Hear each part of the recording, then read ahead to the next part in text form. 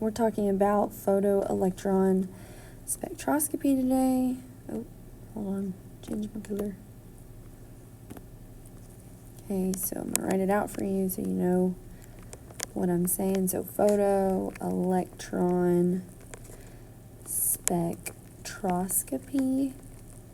Okay, we briefly talked about it last year, so these little graphs should look familiar for you. This notes video is not going to be very long. You're going to use it for the POGIL packet that you're going to do. So basically, what we use photoelectron spectroscopy for is to determine the energy of these electrons and kind of figure out where they're at. Typically, you'll do it for an unknown so that you can identify it, but these graphs here today have already got their title on them for what element they are. So when we look at a graph like this, you have your y-axis that has the number of electrons, and then you have your x-axis, which has energy. When you look at this, you have to think of the nucleus as being at 0, 0. So the closer you are to the nucleus, the higher your energy is going to be. That's why the scale is backwards on the x-axis. And so you just look at the peaks that you get, and they're basically your electron configuration. So this first peak is going to be 1s2. It's the closest one to the nucleus, so its energy is higher. And then after 1s2 comes 2s2. Okay, I know it's 2 electrons because here's my line that lets me know, and these peaks both touch that second line. Okay, so if that's the configuration, I know that this graph represents beryllium. Okay, because this is the electron configuration for beryllium.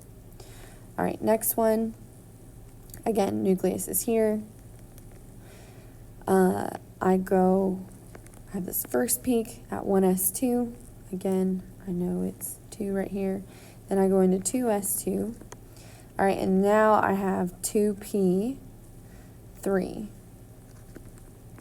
All right, notice that to all of energy level 2, like these peaks are closer to each other because they're all in the same energy level. Okay, so let's make a note of that. They're closer together. So they have the same energy level. Okay, and then also we need to look at too the gap from, oh, good Lord, that was not a good, the gap from this first peak to the next peak has a difference in energy. So if I know the energy at this peak, which is at 39.6, and the energy at this peak, which is at 2.45, I can find the difference in energy from level 1 to level 2. Okay, and then these last two graphs, okay, I look at them here. I've got 1s2, 2s2. Now this one's completely full, so this is 2p6, and then 3s, and then this one's only got 1 electron.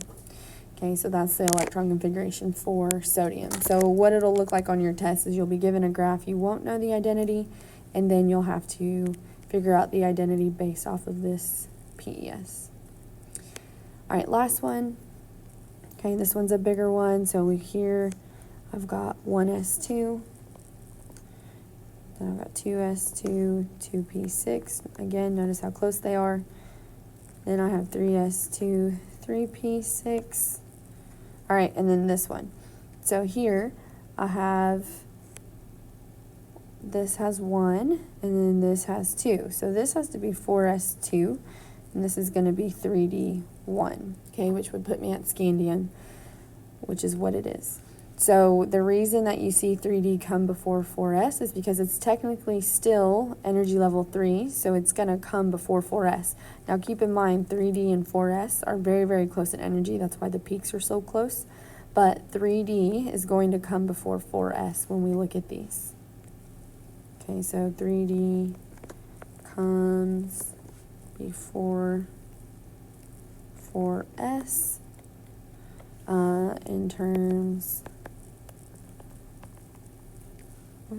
of energy, okay, because 3D does have less energy than 4s. And then also you need to make a note to just in general for all of PES, the scale of energy is backwards. And remember, the bigger energy starts at 0, 0, and then it works its way to less and less. Because these that are closer to 0, 0 take more energy to remove those electrons, so that's why their energy is higher.